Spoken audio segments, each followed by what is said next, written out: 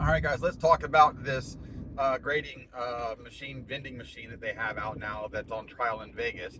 Will it work? The answer is yes. Does it cut out repackers? Yes. Or does it allow repackers to want to buy one of these? Because basically, repackers can pay 200 to 500% now over comps for cards if they really want it for this machine.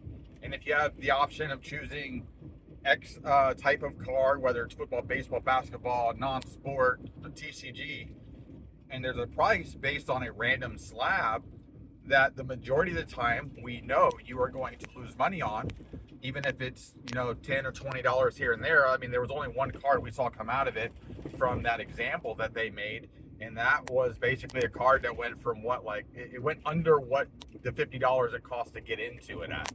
So again, that's the example you're going to get. How often are you going to get a card higher than the $50 you put in? Also, they show this Charizard PSA 10 on the outside. Is that even in the case? Because the odds are, like anything else that's vending machine, you have to refill it. All right, you have to come and check it probably every day, every other day. Maybe it sends you a little Bluetooth notification that your product is low. But it is guaranteed to make X amount of percent before it pays out that card, just like everything else in casinos do. It's normal. It's built to lose, but for that one lucky person to come up and win. And maybe there are other cards in between, obviously, that you win a little bit here, you take a little bit more there. You put your $50 in, you get a PSA slab that's worth $10, not even worth the grading fee. That's very possible. Yes, is it something that if you walk by, you're like, I like cards, I'm going to try this. It's gambling. It's no different than me pulling a slot here at $50. Other than you get more plays than just that one. But it's just one of those things that's like, this is what it's coming to. And at what point do we start getting everything regulated? Because you're pushing the limit here. And, I don't know if like Fanatics or anybody else in the market is going to think this is a good thing versus a bad thing. I'm really going to be curious to the reaction to this. And I'm curious what everybody else's reaction is. Again, we're gambling every time we open a pack. We're gambling every time we get into a break. This is just another form of it. So do not hate it. Just understand it. That's all we can do right now. But it is set up for somebody else to take advantage of somebody else. So you do have to keep that in mind, because that is a real big actual something that's going to happen. And I don't know how you can complain. You know what you're getting into here. I just wish or hope that they show you what cards are possibly able to get pulled out of the machine.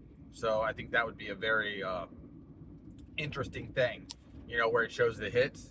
And let's say you have football, let's just say Justin Jefferson Silver auto rookie, Justin Herbert, Joe Burrow. We're just going to use these as examples, and we've noticed that the Joe Burrow has already been hit. Okay, so I still have the option of these two right now because the other cards have not been put in, hasn't been refilled.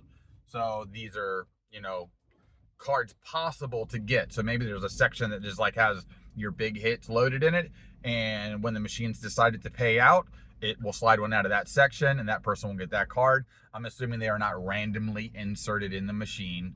And if they are, they'll be like every 50 cards down, it pays out this card. But a PSA 10 Charizard, there's a lot of spinning having to go on there.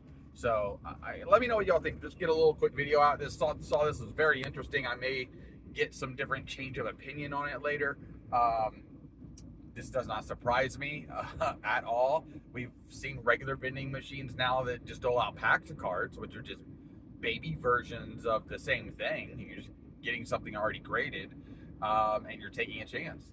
And I find that extremely interesting and possibly enticing for a lot of people. And there's a lot of people that are not casino people, but if they see some cards somewhere, even at a casino, they're gonna be like, why not? And you get enough why not, and you're doing really, really well. And from a standpoint of being able to buy to put back in there, you can pay even 100% of every comp that you buy to get good solid cards. There's people that won't come off a really good solid card with possible extreme upside at a 90%. So you'd be able to buy them for 100+% sometimes, just knowing that the percent you're going to get back on the chase on that card is astronomical. and they can bulk buy lots of nice graded cards that just don't have a whole lot of value to stick in between, and they can even make money on those before they even put them in to technically take a loss for everybody. So let me know what you think, guys. Like, subscribe, leave a comment. I'll catch you later.